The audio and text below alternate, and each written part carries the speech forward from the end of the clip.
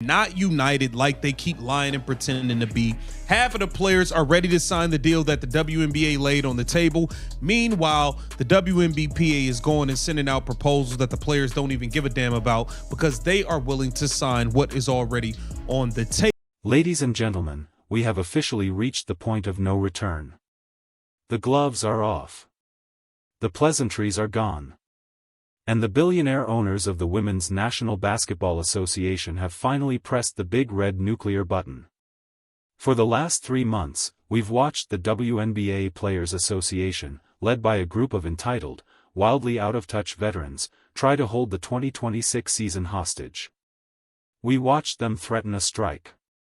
We watched them demand 30% of the gross revenue. We watched them behave as if they were the irreplaceable pillars of women's basketball, acting like the billionaire owners would eventually fold and beg them to come back because the league supposedly couldn't survive without them. But the owners didn't fold. The owners didn't beg. Instead, they looked at the veteran leadership. They looked at the spreadsheets. They looked at the Caitlin Clark television ratings, and they smiled. A very cold, very corporate smile. And the message now echoing through the halls of the league office is enough to send a chill down the spine of every veteran player who believed they were untouchable. If you don't want to sign the deal, don't sign it. Stay home. We're moving forward without you. You need to truly understand the magnitude of the leverage the owners are using right now. This is the ultimate drop-dead strategy. The owners have examined the collective bargaining negotiations and realized that the old guard of the WNBPA has absolutely zero intention of being reasonable. According to the latest reports from Front Office Sports, after months of stalling, after weeks of refusing to engage, the union finally made a so-called concession in their counterproposal. Tiers to young players on rookie contracts, and it's up to them to look out for the best interests of all of their clients, not just the people that are getting max contracts, not just the rookies, all of their clients. Mid-tier players to young athletes on rookie contracts, and it's their responsibility to protect the best interests of all their clients. Not just the ones earning max deals. Not just the rookies. Every single player they represent. Are you kidding me? A 26% share of the revenue. They lowered their demand from 27.5% to 26% and expected the owners to celebrate. That's not negotiation. That's an outright insult to the intelligence of everyone sitting at that table.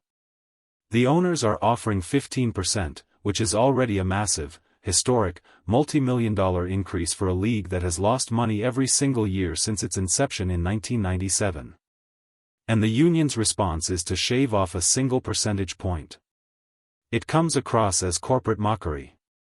The union leadership, Nneka Ogwumike, Breanna Stewart, and the rest of the executive committee, are handling this negotiation like it's a high school debate club instead of a billion-dollar corporate restructuring. And because the union refuses to deal in reality, the owners are now preparing to move forward without them. The whispers are getting louder. The contingency plans are being drafted. And the nuclear option is officially on the table. Replacement players. We've seen this before in professional sports. If you know your history, you remember the 1987 NFL strike. The players held out, convinced the league couldn't function without them. The owners simply went to the semi-pro leagues. They went to overlooked college players. They hired replacements and put them on the field. The games were played. The television networks aired them. And the strike collapsed in 3 weeks because the original players realized they were losing money while someone else was wearing their jerseys. The WNBA owners are now staring at that exact same playbook, but with one massive, game-changing advantage that the 1987 NFL owners didn't have. The WNBA owners hold the ultimate trump card. They have the single greatest television draw out of their mind, okay? So March 10 will be the drop dead date. It would take up until March 31st for the legal to get sorted out with the attorneys and everything for a contract to be signed March 31st. Listen to me, and listen very carefully, because this is the brutal, unforgiving reality that WNBA veterans absolutely refuse to accept. 90% of the current WNBA roster is, functionally, replaceable. The American sports fan, the millions who only started watching last year, does not have a deep emotional attachment to veteran role players. They don't care if Natasha Cloud is on the floor. They don't care if Kelsey Plum is sitting at home in protest. They don't care if the entire WNBPA executive committee disappears tomorrow. Fans are tuning in to watch number 22 launch logo threes. They're tuning in for the Caitlin Clark show. If the owners decide to lock out the veterans and fill the Indiana Fever roster with undrafted rookies, overseas players, and college seniors hungry for a paycheck, and put them on the court alongside Caitlin Clark and Aaliyah Boston, what do you think happens to the ratings? The arenas are still sold out. The merchandise still flies off the shelves. The owners understand that the Caitlin Clark effect does not depend on the old guard being there. In fact, many fans would probably rather watch Caitlin play with an entirely new group of teammates who embrace her presence, instead of veterans who spend 40 minutes trying to knock her into the front row. The sheer arrogance of the WNBPA believing they are the product is staggering.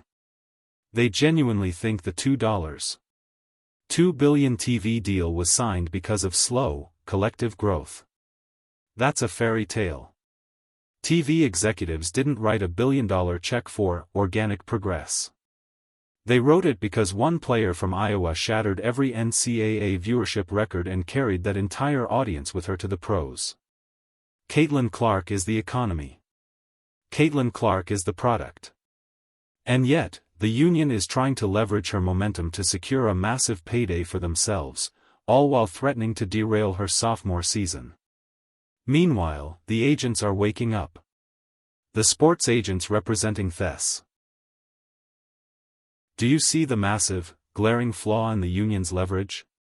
They are threatening to strike, believing it will pressure the league's biggest star. But Caitlin Clark does not need a WNBA paycheck.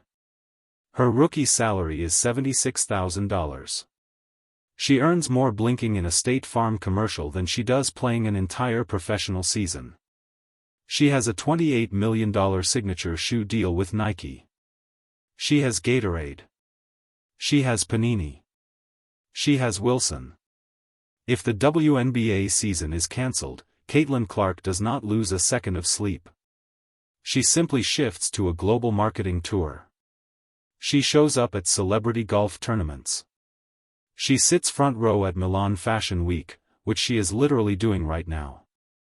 Caitlin Clark is financially bulletproof. But the veterans orchestrating this strike, the players who depend on that WNBA salary to pay mortgages, sustain their lifestyles, and support their families, if the season is cancelled, they are the ones who suffer. If the owners bring in replacement players, they lose their platform entirely. They are forced to grind through difficult overseas leagues just to make ends meet, while replacement players take their roster spots, their locker rooms, and their television exposure. The WNBA owners have stopped playing defense. They are now on offense. They have put the March 10th deadline on the table and backed it with the ultimate message: we do not need you. They have recognized that the union is fractured, the agents are alarmed, and the fans are focused on the new generation anyway. The owners are effectively daring the veterans to strike. They are saying, go ahead. Walk away. We have Caitlin Clark. We have a $1 billion TV deal. And we have 1,000 college players ready to cross that picket line tomorrow. The WNBPA has been fully exposed. Their bluff has been called in the most humiliating way imaginable. They believe they could use the Caitlin Clark effect to pressure the billionaires. Instead, the billionaires are using that same effect